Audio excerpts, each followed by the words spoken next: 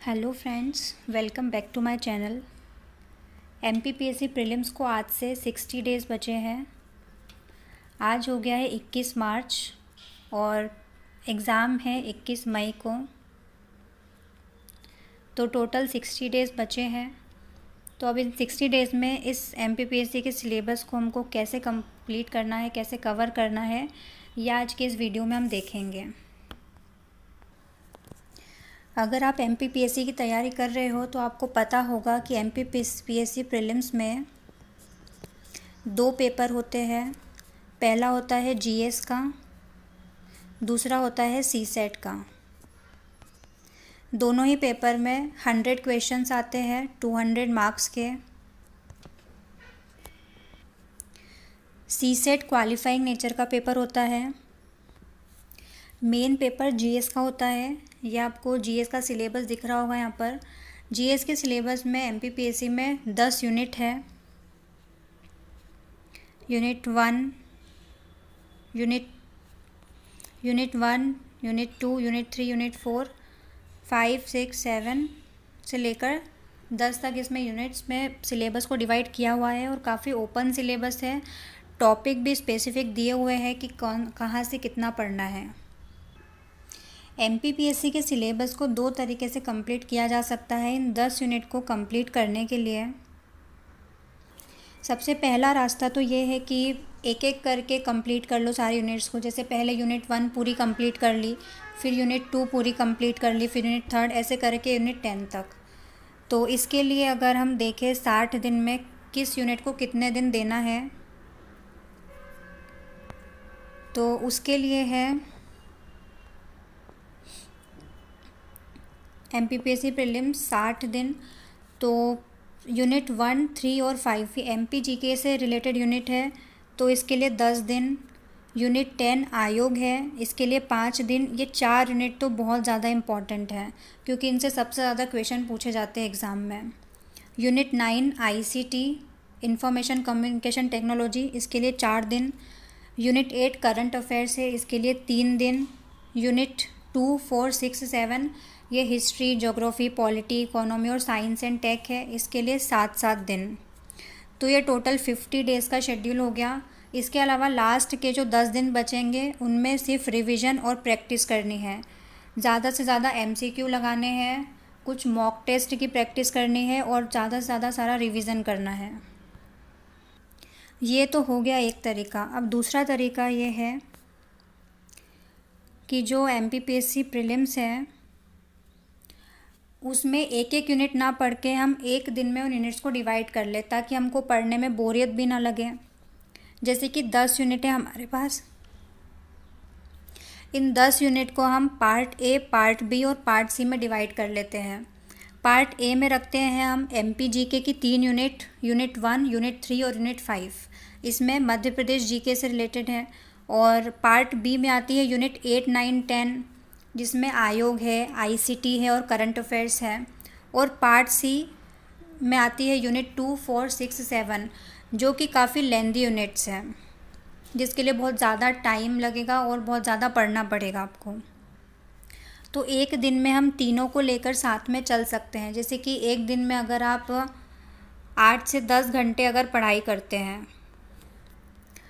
तो part A के लिए 2-2.5 घंटे पढ़ लिया, पार्ट बी 2 घंटे, पार्ट सी 2-2.5 घंटे, तो ऐसे करके 6-7 घंटे हो जाएंगे। उसके बाद का टाइम जो पढ़ा है डेली उसका रिवीजन कर लिया और साथ में कुछ एमसीक्यू की प्रैक्टिस कर ली।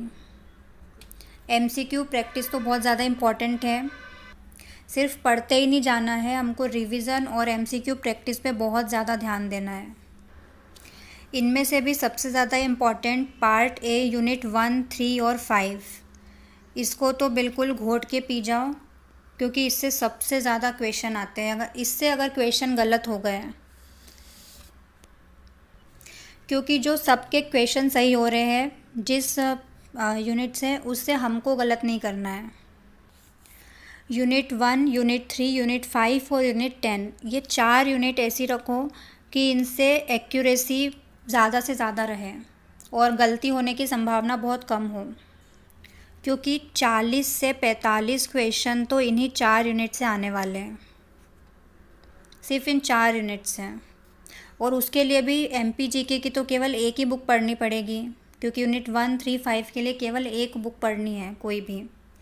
और जैसे कि हिस्ट्री का पेपर है तो इसके लिए एंशिएंट, मिडेवल, मॉडर्न, सिर्फ एक यूनिट के लिए आपको 3 बुक अलग अलग पढ़नी पड़ेगी। एंशिएंट पढ़ो, फिर मिडेवल पढ़ो, फिर मॉडर्न हिस्ट्री पढ़ो। अब देखो एग्ज़ाम में 100 क्वेश्चंस आते हैं।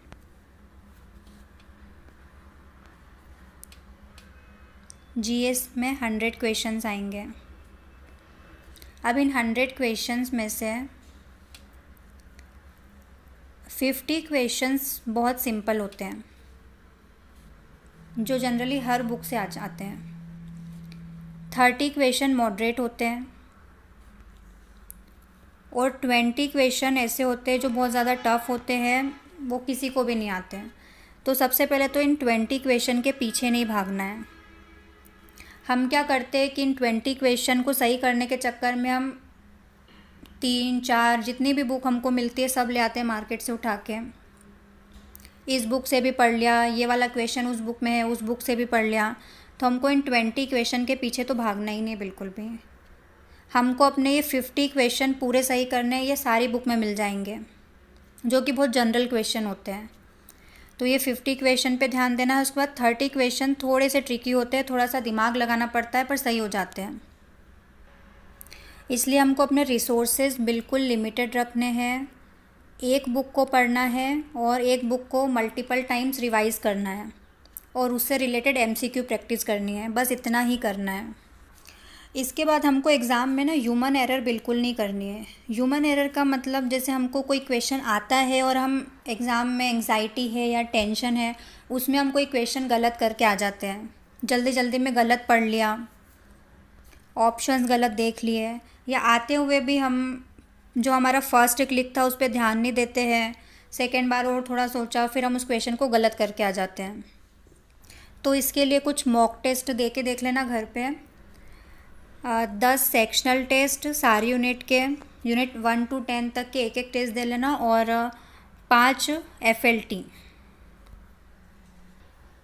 और हमारी जो ह्यूमन मिस्टेक होती है वो सबसे ज़्यादा इन 50 क्वेश्चन में होती है, जो कि बहुत सिंपल होते हैं, बहुत सिंपल, जो सबसे बन रहे होते हैं हम वही गलत करके आ जाते हैं।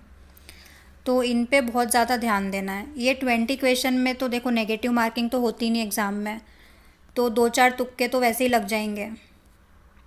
तो ठीक है, अगर 20 में से 2-4 बिल्कुल नहीं आता है और 2-4 तुक्के लग गए तो बहुत बड़ी बात है। तो हमको सबसे ज़्यादा ये 50 और थोड़ा बहुत 30 क्वेश्चन पे ध्यान देना है। ये अगर कर लिया तो काफ़ी अच्छा स्कोर हो जाएगा और कट ऑफ क्लियर हो जाएगा, क्योंकि जो सबके सही हो रहे हैं वो हमको गलत नहीं करने। अगर सबके सही हो रहे हैं वो वाले क्वेश्चन अगर हमने गलत कर दिए तो हम इस सिलेक्शन प्रोसेस से बाहर है। और अगर ये 20 क्वेश्चन के पीछे भाग लिए, 20 क्वेश्चन अगर हमने सही भी कर दिए जो बाकी किसी से भी नहीं बन रहे हैं, तो भी हम सिलेक्शन नहीं हो पाएगा। फिर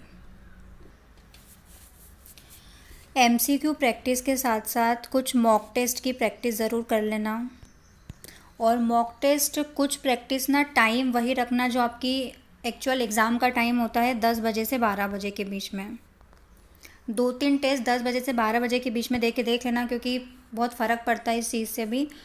और OMR शीट पे प्रैक्टिस कर लेना 1-2 टेस्ट की, क्योंकि हम OMR में बहुत ज़्यादा गलतियाँ करके आते हैं एग्ज़ाम में, कि OMR ही गलत भर दी, हमको आते हुए हमने गलत फिल करके आ गए उसको।